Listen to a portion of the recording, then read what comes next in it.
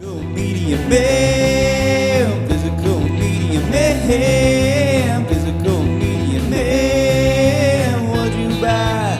Was it something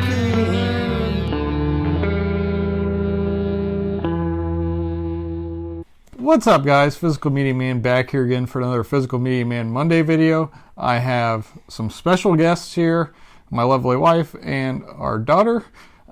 We're going to do the January movie reviews. I've been wanting to do a movie reviews with you for a while now because we usually watch all the movies together, so we can have a little back and forth here because I feel like sometimes I kind of ramble on these, and I think this will definitely help. And there was a good feedback from the last video that you were on, so good deal. So here we go. Before I get started, make sure to like, subscribe, comment, leave feedback, do all that good stuff down below. I'll leave the links to my Instagram page, my Physical Media Man Store Instagram page, my Facebook page for the Physical Media Man / Physical Media Man Store, my Facebook page for non-media related items, the Hodgepodge Garage, my email, my eBay, my Twitter, and my Letterboxd account.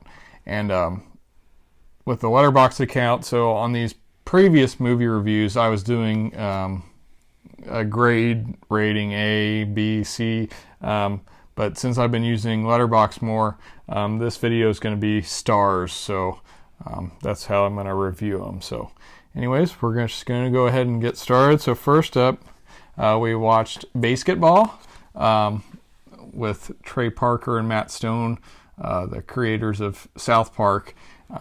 Remember really enjoying this one during high school. This was a first time watch for you. My friends and I just loved this movie. It is kind of a cool concept of combining some sports and whatnot. Still some funny moments. Not quite as funny as I remember, but definitely funny.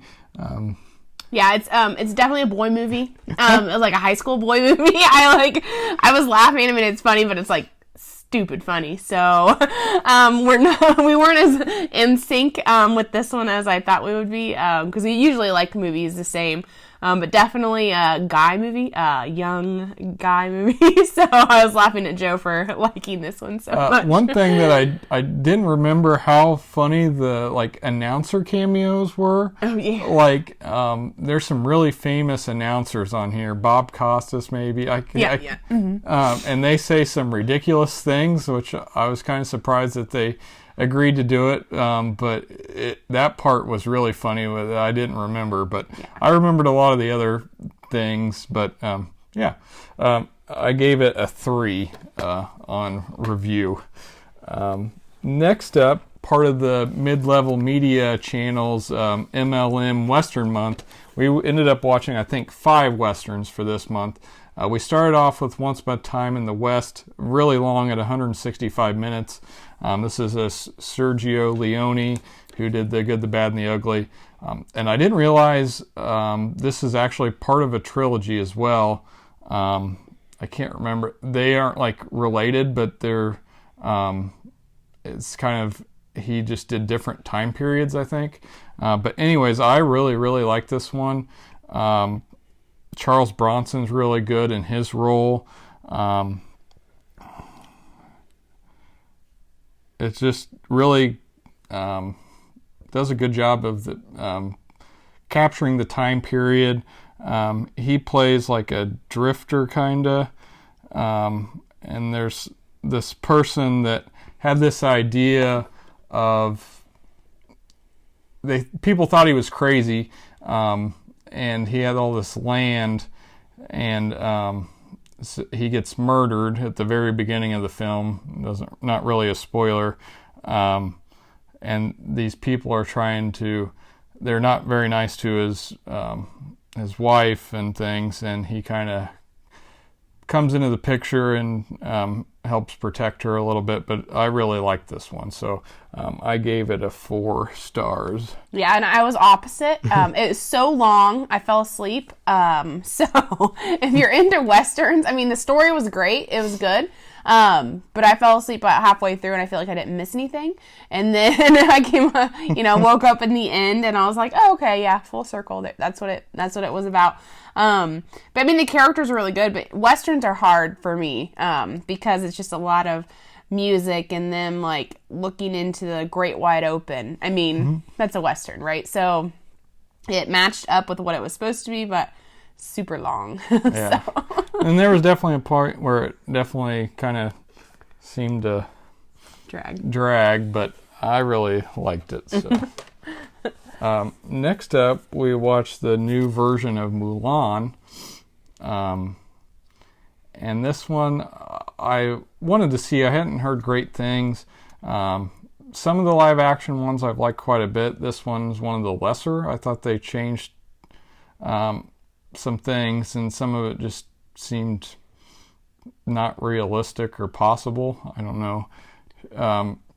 See, I liked it. I gave it a 2.5. I'll probably keep it, but I don't know. I just was expecting it to be a little better, but I think I forgot the original though, the animated version, and like I said, Joe thought it was a little different.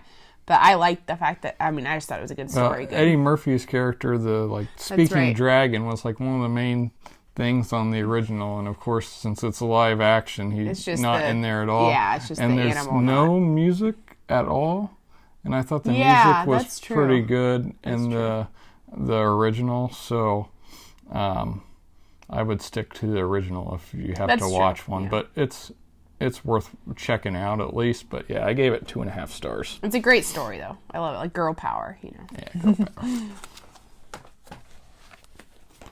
Next up, we watched Regarding Henry with Harrison Ford. I know Lewis Switcher and the Lewis Switcher Show is a big fan of this one. It recently got a Imprint Films Via Vision release, I believe. First time on Blu-ray, but we just have this DVD. It follows Harrison Ford, who's some sort of an executive or lawyer. Oh, he's a lawyer, and he's not a very nice person. And something happens where he kind of forgets things, and his wife is also not a very nice person. But it is a pretty good film with a good story and good acting performances by all of the cast, I thought. Yeah, he's in an accident, and then there's a physical therapist in it, so I kind of like that because I'm a physical therapist. And it was kind of fun to watch. You know, it's like he had a stroke, so you know he lost his memory, and I think it was an accident, and it caused a brain bleed, or well, whatever it was. It doesn't matter. He lost memory, and he had to relearn to walk and talk and do everything again, and it was fun in that aspect of it. It was enjoyable, very enjoyable. I gave it 3.5 stars. I'm okay with that. I'm good with that. Next up, back again for the MLM Western Month, we watched Last Train from Gun Hill with Kirk Douglas and Anthony Quinn. Yeah. Yeah. Yeah. And this one follows Kirk Douglas. He's a sheriff in this town, and his wife at the very beginning of the film is murdered, and he tries to investigate, and someone that he knows and is friends with in a nearby town who kind of runs that town, and it's very corrupt, had something to do with it. So don't want to say too much more than that. This one, I feel like it's 94 minutes, and it doesn't seem like there's really a break in this one. It's very intense. A very, very good Western. I gave it a 3.5. Yeah, definitely liked this one. Why? A little shorter. But also I think because it kept it moving, right? So I like Western stories, but this one was better because it kept it moving. It was a good action-packed, yeah. And I really liked the female role in this one. So check it out. Another Western next, we watched Open Range with Kevin Costner and Robert Duvall. This one surprisingly doesn't have a Blu-ray of any kind. Been wanting to watch this one for a while. Heard it was pretty good.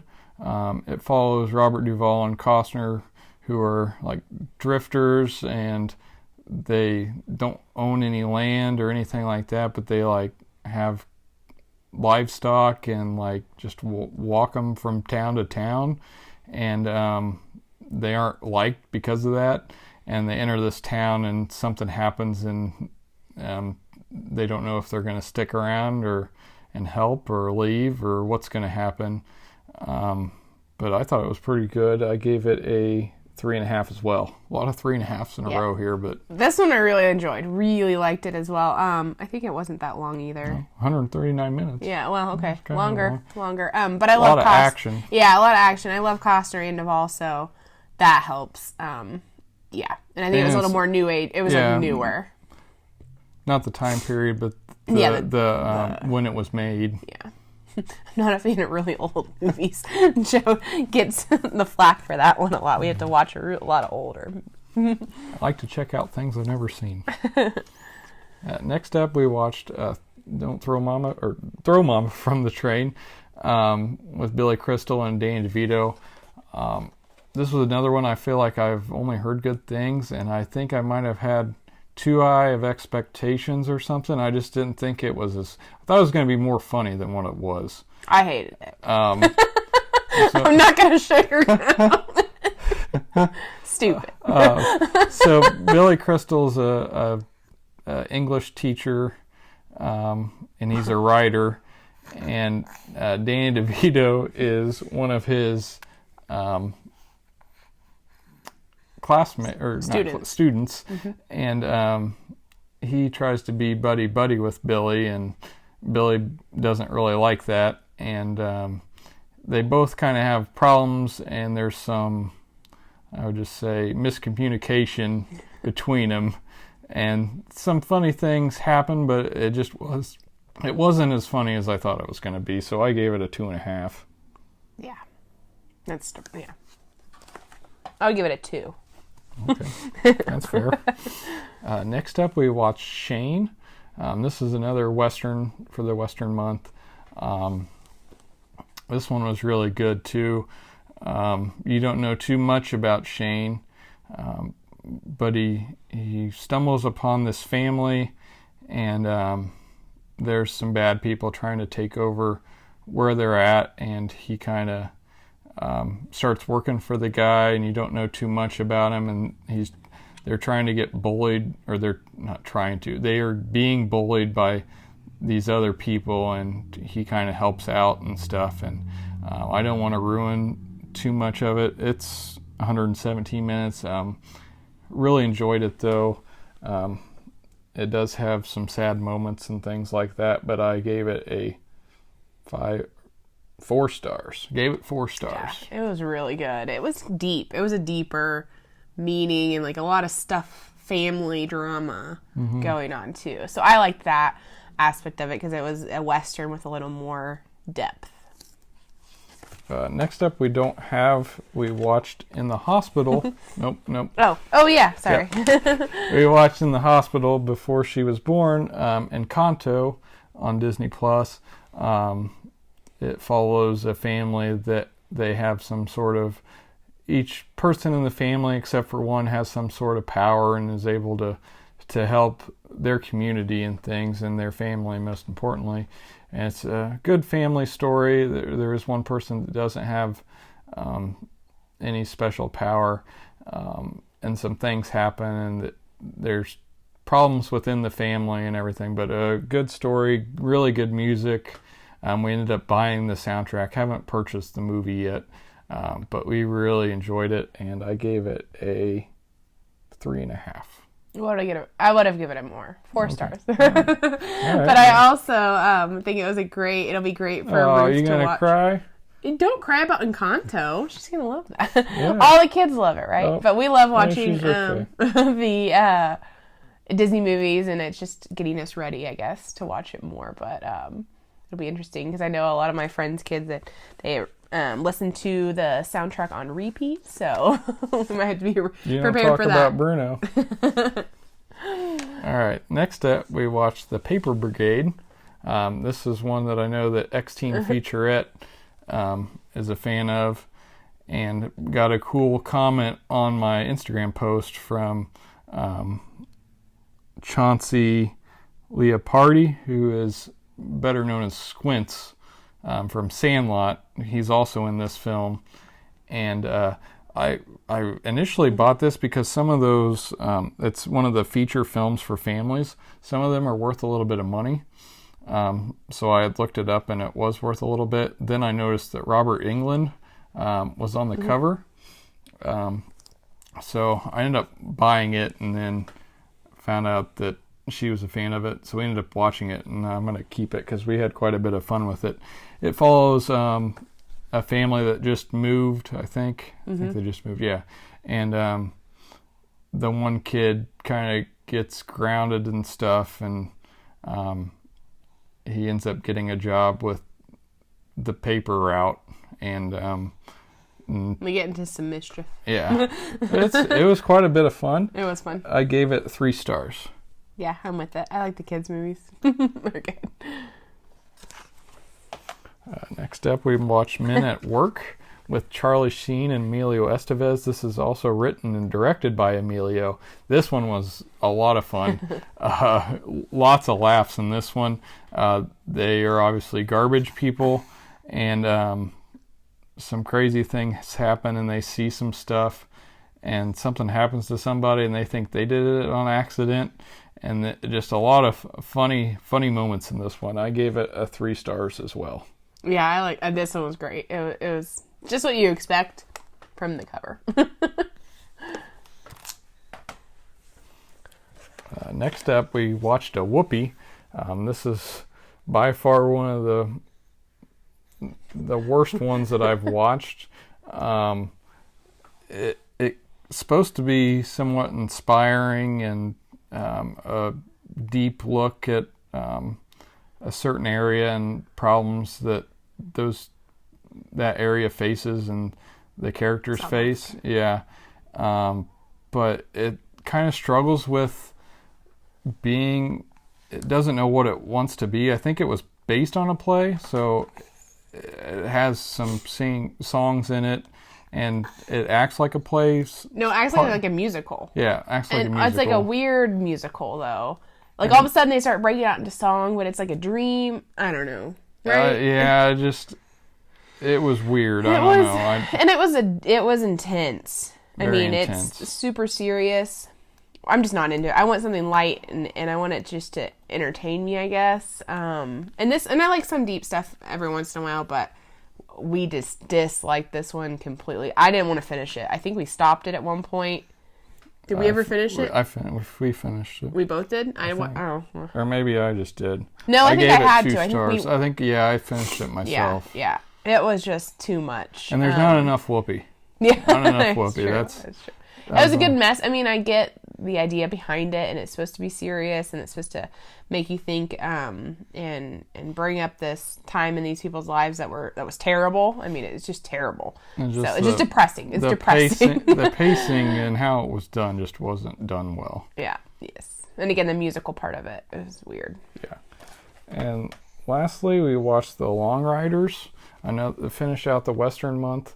This is another version of the Jesse James story, and this one, interestingly, has real life brothers playing real life brothers in the film. So you got Dennis and Randy Quaid, you got Stacy and James Keach, and Christopher and Nicholas Guest, and Keith, Robert, and David Carradine, which is kind of wild. I thought this was really well done.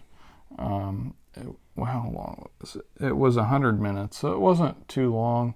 Thought all the acting was good. It was really believable, and it does a really good job of telling the story of Jesse James, and I gave it a 3.5. Yeah, it was good. I enjoyed this one too. Not like the other westerns we watched, like Shane, and what was the other one I liked? Oh, with Open Range. Open Range. Yeah, those are my favorites. But this one wasn't up there on my list, but it wasn't as bad as the one that I fell asleep halfway through. So. Which one was that? The first? Once Upon a Time in the West. Yeah. That was on the bottom. This is up there. Okay. All right. Well, that's everything we watched from the month of January. Hope you guys enjoyed this different video. Maybe Jordan, my wife, will come back for another installment if she's up to it. I did think it kind of went better than sometimes I kind of get stuck on what I'm going to say, especially because we're in March right now, so it's been a while since we watched those, but I kind of remember my thoughts on them and everything like that. So, yeah, hope you guys enjoyed this. This is the Physical Media Man family signing off. Physical Media will never die. Physical Media Man. Physical Media Man. Physical Media Man.